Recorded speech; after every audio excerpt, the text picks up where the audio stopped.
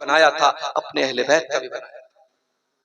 आज हमारे घर की औरतों का हाल ये है कि जरा से आप कपड़ों में कमी कर दें, जरा उनके मेकअप में कमी कर दें, जरा उनके शौक श्रृंगार में कमी कर दें, ये औरतें शिकायत करने लगती हैं शौहरों की। बाज औरतें तो यहाँ तक शौहरों से अलग होना चाहती कि साहब मेरा शौहर मेरे अरमान पूरे नहीं करता, मेरे शौक पूरे नहीं करता।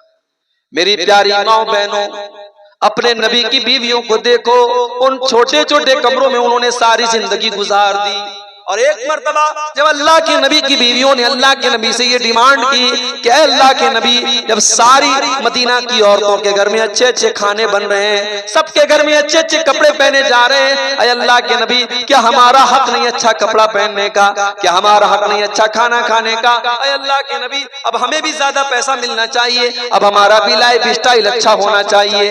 अल्लाह ताला को अपने नबी की बीवियों की ये बात भी पसंद नहीं आई और अल्लाह ने कुरान की आयत नाजिल कर दी, या अय्युहन नबी कुल अज़वाजिका इन कुंतुन्ना तुरिदनल हयातद दुनिया व ज़ीनतहा। ऐ नबी अपनी बीवियों से कह दीजिए, अगर तुम दुनिया की जिंदगी चाहती हो और दुनिया की चमक दमक चाहती हो, फ़तआलैना उमत्तिकुन्ना व उसर्रिकुन्ना सराहन जमीला।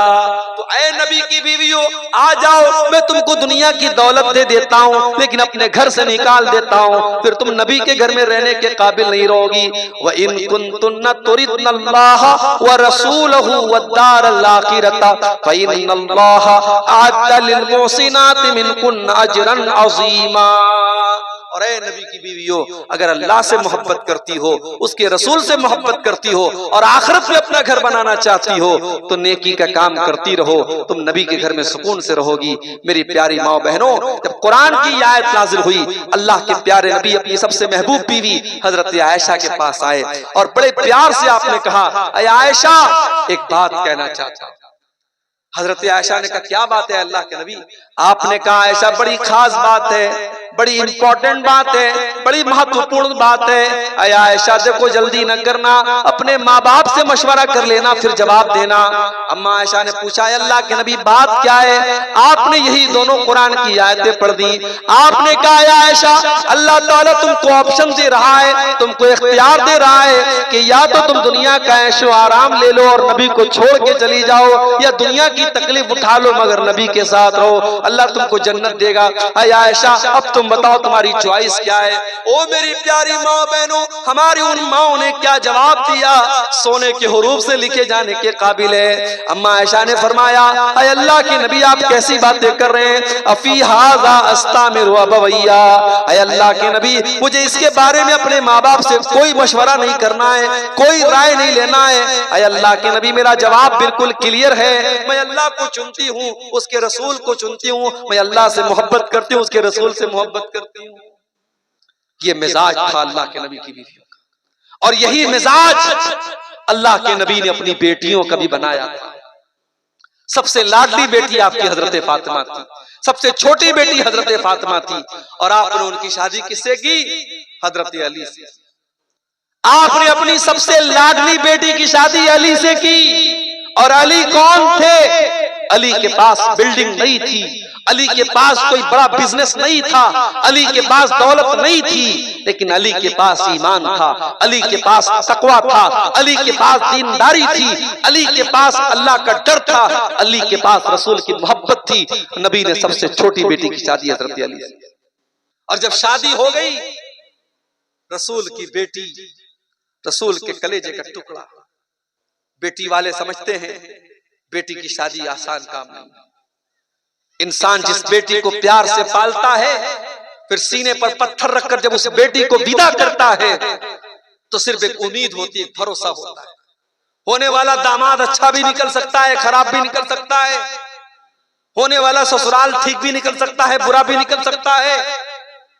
और बहुत सारे केस में ऐसा भी होता है कि फूल जैसी बेटी को जिस दामाद को दिया था, वो कमबख्त उसको जाकर के उसको मारता है, पीटता है। जिस बेटी को बाप ने कभी हाथ न लगाया, माँ ने कभी हाथ न लगाया, भाइयों ने कभी हाथ न लगाया, वो जालिम निकाह के बाद लेके जाता और उस औरत को मारता और पीटता है। ऐसे वाकयात भी होते हैं मेरे भाई। बड़ी आजमाइश होती है बेटियां, बड़ा इम्तिहान होती है बेटियां, आसान नहीं है इस इम्तिहान को पूरा करना। इसीलिए बेटियों की परवरिश पर जन्नत की गारंटी दी।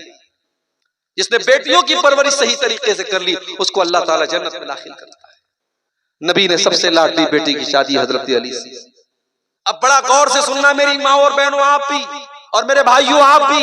मिजाज बता रहा हूं, नबी का मिजाज कैसा था, नबी ने कैसा मिजाज अपने बच्चों को दिया। आज हम कहते ना था हमारा नौजवान बहुत बिगड़ गया है। नौजवान नहीं बिगड़ा है, माफ कीजिए, नौजवान सीखता है बुजुर्गों से।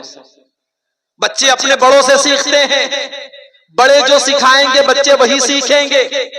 जो माँ बड़े गले का कपड़ा पहनकर बगैर दुपट्टा के घर में रहेगी उसकी बेटी बेपर्दा ही रहेगी, माफ कीजिएगा। जो माँ अपने देवर से अपने जेठ से पर्दा नहीं करेगी, जिस घर में पर्दे का रिवाज नहीं होगा, उस घर की जवान बेटी जब होगी तो वो भी पर्दा नहीं करेगी, क्योंकि उसने अपनी माँ को कभी पर्दा करते हुए नहीं देखा।